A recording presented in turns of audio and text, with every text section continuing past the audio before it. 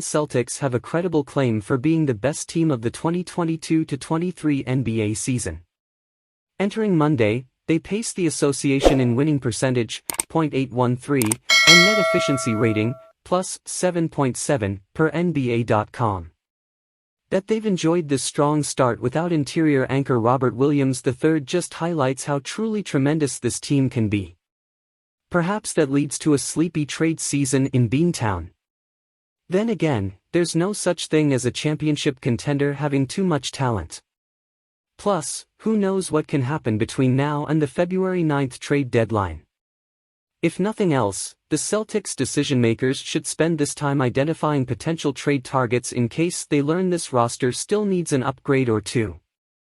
The following three players look like potential need fillers. Alec Burks, Detroit Pistons. Boston's bench has been great so far, third in net efficiency, per NBA.com, but it could still use more depth on the wings. A multi-skilled swingman like veteran Alec Burks would be ideal. His bag is deep enough to answer calls for almost anything. He can create offense off the dribble, slip past defenders with timely cuts, bury catch-and-launch triples and hold his own defensively, on and off the ball.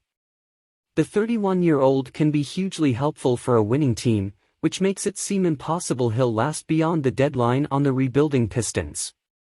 Kelly Olynyk, Utah Jazz. While Boston's frontcourt obviously isn't the same without Robert Williams III, even at full strength it might be one big man shy of an ideal mix for a playoff rotation.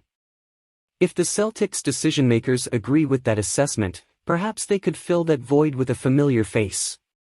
Kelly Olynyk, who played his first 4 NBA seasons in Boston, could be obtainable when the Jazz cool off and remember they actually kickstarted a top-to-bottom rebuild this offseason.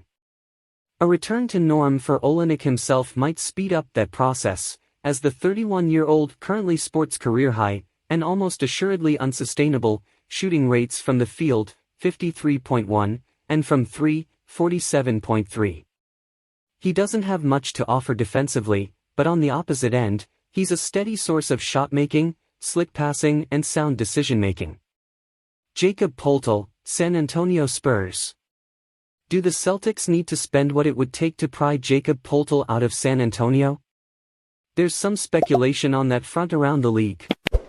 The question is, does this team need to go out and get another big man who can defend?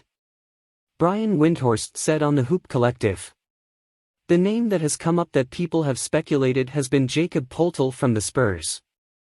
While Poeltl should be up for grabs,